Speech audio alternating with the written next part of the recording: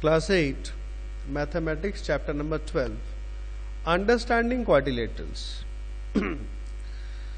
अब देखो क्वाड्रिलेटरल्स बहुत प्रकार के होते हैं। यहाँ पर कुछ नाम आपके दे रखे हैं। 3 साइडेड वाला ट्रायंगल कहलाता है। 4 साइडेड, देखो क्वाड्रिलेटरल एक्चुअली ये सारे पॉलीगॉन्स हैं। What is a polygon? A simple closed curve made up of only line segments is called a polygon. तो सिंपल क्लोज यानी पूरा बंद होना चाहिए, जो खाली लाइन सेगमेंट से जुड़ के बना हुआ उसको हम पॉलीगॉन बोलते हैं। 3 साइड वाले पॉलीगॉन को हम ट्रायंगल बोलते हैं, 4 वाले को क्वाड्रिलेटरल, 5 वाले को पेंटागन, 6 वाले को हेक्सागन, इस तरीके से आपके 10 वाले को डेकागन बोलते हैं। अब क्वाड्रिलेटरल क्या होता है? 4 साइडेड वाला होता है। अब 4 साइडेड वाले क्वाड्रिलेटरल बहुत प्रकार के होते हैं। स्क्वायर होता है, रेक्टेंगल होता है, पैलोग्राम होता है, रोम्बस होता है, काइट होता है, ठीक है ना। तो देखोगे आप लोग यहाँ जो जो दिया होगा।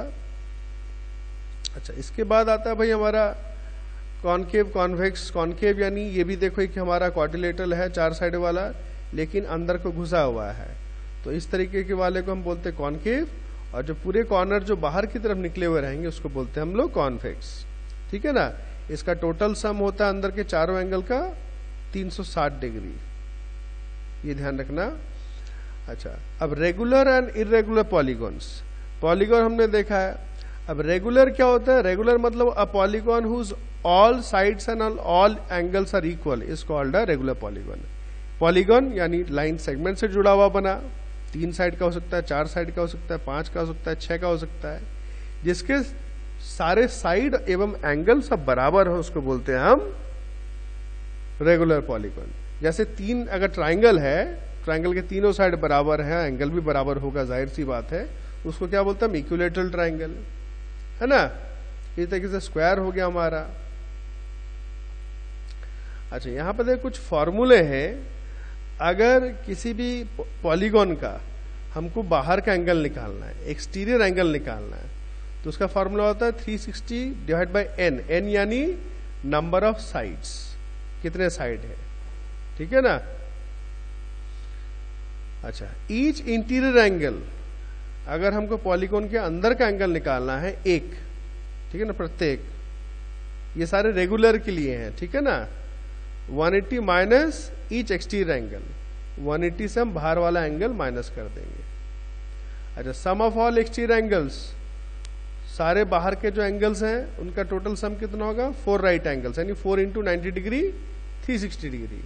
तो बाहर के पूरे एंगल का सम 360 होता है, चाहे 3 साइड वाला हो, चाहे 4 साइड वाला हो, चाहे 5 साइड वाला हो, चाहे ज्यादा हो। अच्छा, सम ऑफ ऑल इंटीरियर एंगल्स, अंदर के सारे एंगल का सम का फॉर्मूला क्या होता है? n-2 इंटू 180 डिग्री, ये फॉर्मूला ध्यान रखना। n-2 इंटू 180 डिग्री, n यानी नंबर ऑफ साइड, जितने साइड होंगे वो बिठा दोगे आप। अच्छा, डायगोनल्स आपने पढ़े होंगे पहले भी। अगर हम ये जैसे स्क्वायर है, इसका डायगोनल की बात करें तो 2 डायगोनल होंगे, AC और BD, है ना। A और C को जोड़ दोगे तो AC डायगोनल हो गया, BD। यहां तक कितने डायगोनल हो गए? 2। अगर आपसे पेंटागन, हेक्सागन, नोनागन या कोई भी साइड दे रखे, उसके अब कितने डायगोनल होंगे वो आपको बताना, तो सारे ड्रॉ करके गिनने में काफी माथापच्ची हो जाता है। तो हम डायगोनल निकालने के लिए फॉर्मूला यूज करेंगे n-3/2, n यानी नंबर ऑफ साइड्स। तो जैसे अगर हम समझ 4 साइड वाला है, n यानी 4 है, तो 4 इंटू 4 माइनस 3, 4 माइनस 3 1, 1 इंटू 4 4, 4/2 2 होगा आपका, तो 2 ही आ रहा है इसमें। अच्छा, अब आपने ये तो एक करा हो कि ट्राइंगल के अंदर के टोटल सम आपके कितने होते हैं? 180 degree. The sum of 3 interior angles of a triangle is 180 degree. और आपका क्वाड्रिलेटरल के लिए टोटल सम कितना होता है? 360 डिग्री। तो ये 2 चीजें आपको ध्यान रखना है। अच्छा, एग्जाम्पल्स को जरूर आप देखना। एक हम देख लेते पहले का, एक्स आपको निकालना है, ठीक है ना। तो देखो ये जो क्वाड्रिलेटरल है, इसके 1 2 3 दे रखे हैं, ये वाला ए के पास वाला नहीं दे रखा है। अब ए के बाहर वाला एक्सटीरियर 90 डिग्री है, तो बगल वाला भी, अंदर का भी आपका एंगल BAD, ये भी आपका 90 डिग्री होगा। लाइन लीनियर प्रॉपर्टी आपको मालूम होगा, कि एक स्ट्रेट लाइन कितने का होता है 180 डिग्री, तो 180 से 90 माइनस करोगे तो ये भी आपका 90 आएगा, यानी x plus 90 plus 70 plus 80, x इन सबको जोड़ के कितना आना चाहिए 360 डिग्री। अब पहले आप जोड़ देना 90, 80 और 70 240, फिर आप वहां जाएगा 360 से माइनस में, तो x हमारा 120 आ गया है।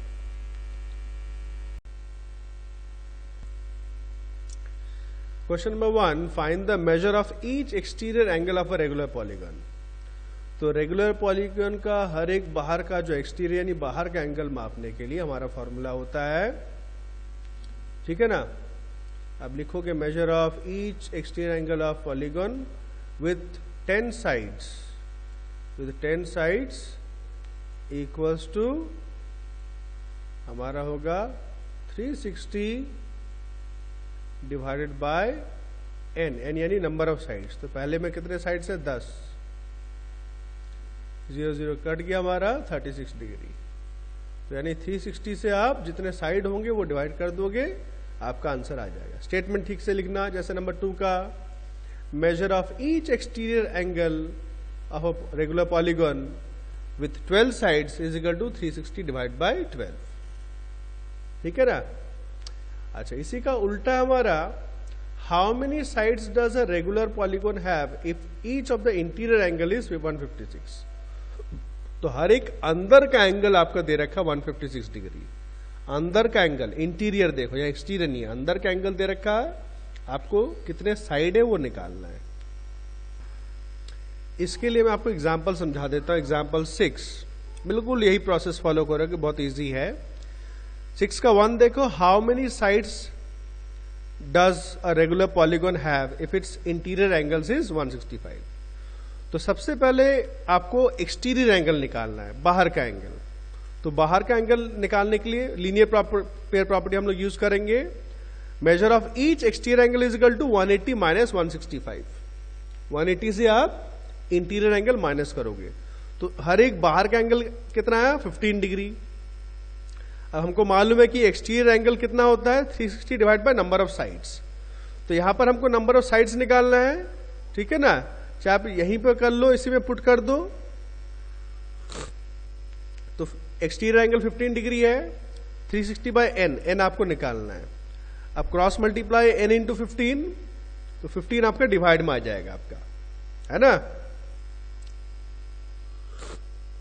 तो आप डिवाइड करने से आपका कितना आ रहा है, n इज इक्वल टू 24, यानी उसके 24 साइड है। एक आप एक्सरसाइज का भी देख लेते हैं। तो यहां पर जैसे 2 का फर्स्ट वाला आपका इंटीरियर एंगल, मैं शॉर्ट पे लिख रहा हूं, इंटीरियर एंगल कितना दे रखा है 156, है ना। तो आप एक्सटीरियर एंगल निकालोगे, exterior angle equals to 180 minus 156, minus करेंगे 10 6 4 और 7 5 2 24 डिग्री, ठीक है ना। अब exterior angle is equal to क्या होता है, exterior angle equals to 360 by n। तो सिंपल सी बात है, n को यहां शिफ्ट करो, 24 को यहां लेके आओ। या तो डायरेक्टली आप फॉर्मूला यूज कर सकते हो कि number of sides equals to 360 degree by exterior angle, ठीक है ना। 360 को आप एक्सटीरियर एंगल से डिवाइड कर दो, तो यानी हमारे यहां आ जाएगा n equals to 360 degree divided by exterior angle कितना है 24। डिवाइड करो, 6 से काटता हूं, 6 4 जा 24, 6 से 36, 6 0 0 4 15 जा, तो यानी नंबर ऑफ साइड कितने 15 साइड वाला ये पॉलीगन है। क्वेश्चन नंबर 3 देखो, थोड़ा कर लेते हैं। आपको x निकालना है। तो यहां पर हम ये देखो, ये क्या है, ये तो हमारे क्वाड्रिलेटरल है ना। और चाहे क्वाड्रिलेटरल हो चाहे कुछ भी हो, टोटल एक्सटीरियर एंगल यानी बाहर के सारे एंगलों का सम होता है 360 डिग्री। ये प्रॉपर्टी आपको लिख देना है पहले, sum of all exterior angles equals to 360 degree.